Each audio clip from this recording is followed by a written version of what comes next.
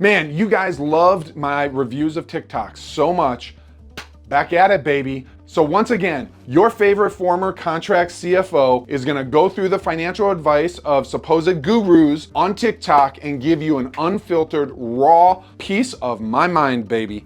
Remember, not financial advice. You get what you paid for. And right now, you haven't even paid for a thumbs up. So go ahead, smash that like, and let's dive in, baby. 3 best advice by a multimillionaire.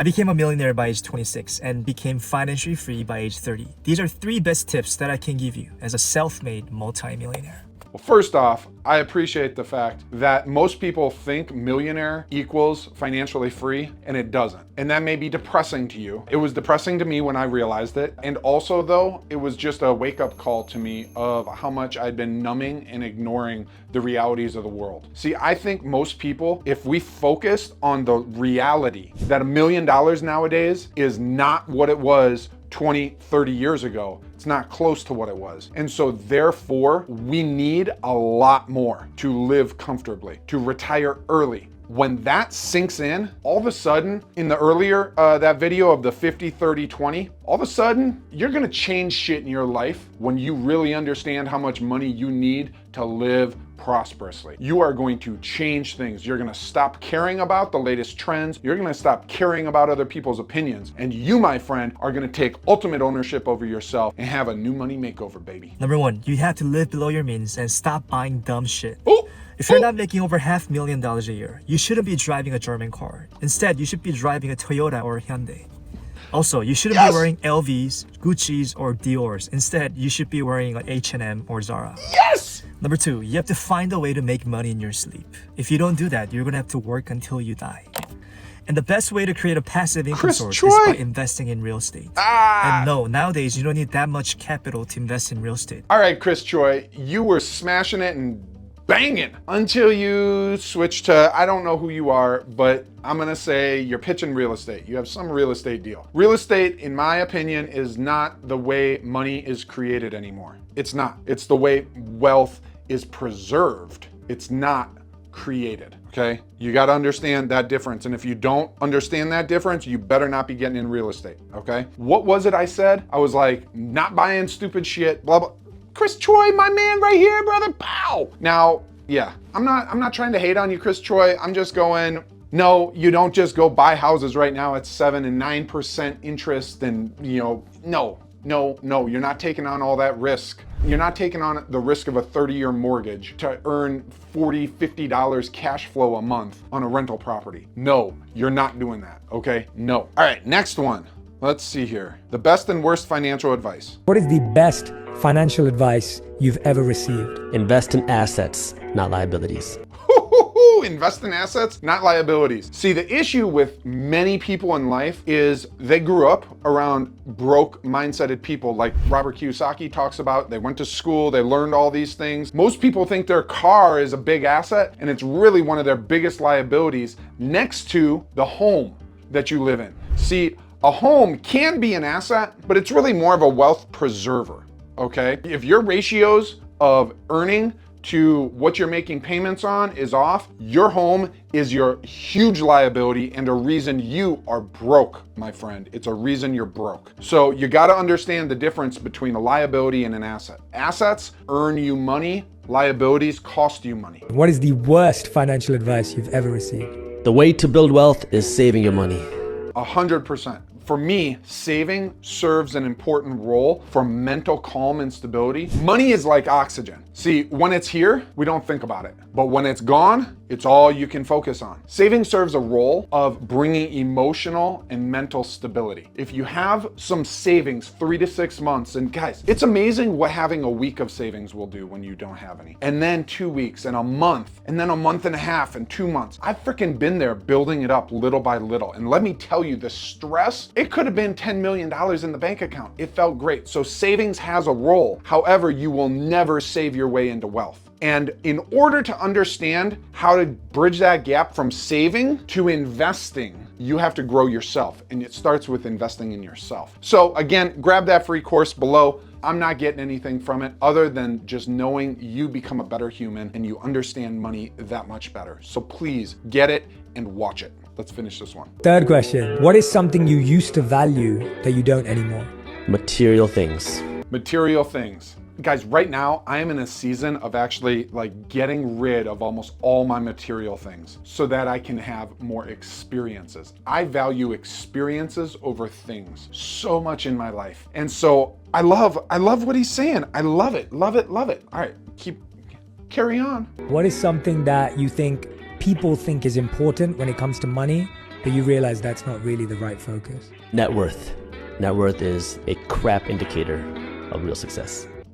I have mixed feelings on this. Net worth is important, but it's not everything, because there are people who will have big net worths on paper and be cash broke. Now, he threw the word success in there, and so I'd be interested how he defines success. So for me, let's make it realistic. You can have a net worth of $1 million or $2 million or $5 million, a net worth of $5 million, and you can still be cash poor. So net worth is not the same as cash flow, and cash flow is king. And because when you have cash flow and you manage things properly, that is where, my friend, you grow super wealth. All right, never put money down on a car. If you're buying a car, never, ever, ever put money down. And I'm gonna tell you why. My gut is this guy's, it's bullshit. That's just my gut. Now, my gut says it's not bullshit, but it's like, this is all sizzle and it's gonna show up to be like, okay, you know, you make an extra 10 bucks. Because it's all a game. Think about this. You are putting money down on something that is a depreciating asset. Okay, you are putting something down on a depreciating asset. Well, no, Sherlock, it's called you bought the car. You're gonna have to pay for it whether you put the money down or not. The issue is not the money down. The issue is the fact you put money into something that sinks like a rock. All right, let's continue. Not only is it a depreciating asset, but now you've got interest on that depreciating asset and you're making payments on it. You have interest on a depreciating asset? Actually, more, maybe. There's probably some funny math that saves you a couple bucks because of how amortization schedules work. This is one that, and I don't know the rest of his channel, maybe it's awesome and it's just hook and whatever, but for fuck's sake, like, God bless, don't be an idiot. If you buy a car, regardless of whether you put a down payment down or not, it's depreciating, you're paying interest, and you have payments, unless you pay cash. So everything he just used right now as a fear factor is a bunch of bullshit because it happens regardless. All right, now I'm gonna give him a chance. Instead of putting the down payment on that vehicle, take that money. What, finance it? And use it on your first payment. That way it goes towards principal and you pay down your loan that much quicker because you're gonna be making a payment no matter what. And you might as well pay it down a lot quicker than continuing to pay less with interest. Okay, all right, hold up. I'm gonna do some back of the envelope here real quick, hold on. Okay guys, I literally did some back of the envelope numbers here, and I'm gonna put it up on the screen because you don't wanna read this chicken scratch. But guess what? The guy is right, but it's your decision on whether it's worth it or not. All money's money, okay? But you're gonna see, I'm gonna spoiler alert it, but you're gonna save about $100 a year in the example that I just gave, okay? So 100 bucks is 100 bucks. Not hating on that, but this guy did a great job of making it seem like, you know, you are just signing your soul to the devil if you put a down payment. Here's how it works out. In this example, you're buying a car for 20 grand and we're gonna use 5% interest. You can argue 20K, 5%, it doesn't matter. It's the principle of this, follow it through, okay? So in the one example, you have, $20,000 car, $5,000 down payment or $5,000 first payment, and it's on a 5-year at 5%. Okay, along with the monthly payment, that's $377, all right? You end up paying interest over 5 years of $1,458, so about $1,500, okay? In scenario 2, you take out a loan for $5,000 because you made that $5,000 down payment, okay? Over 5 years, you're paying $283.07 a month. So what is that? That's about $90 less per month that you're paying. Now, over that time, you're going to pay around almost $2,000. It's $1,984 in interest. So you do that math, that's about a $500 savings or about $100 a year, or about $8.33 a month you're saving in interest. Given the two, hey, holler at your boy. You were right, I was wrong. But what's happening here is you're paying more per month.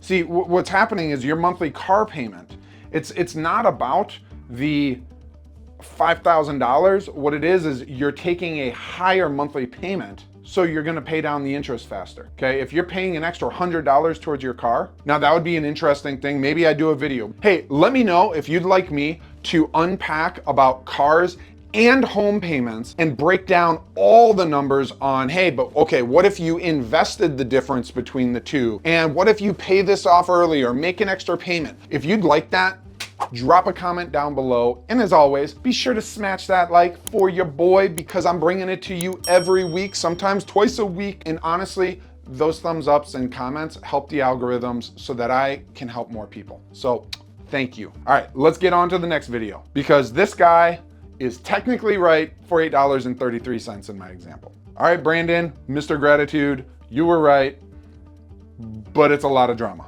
All right, let's do the next one. On multiple streams of income, number 6. Nobody who got rich from multiple streams of income. The way you get rich is through doing one thing really, really well. Then once you break through the wall, you diversify and you put your money to work for you, where your money creates money.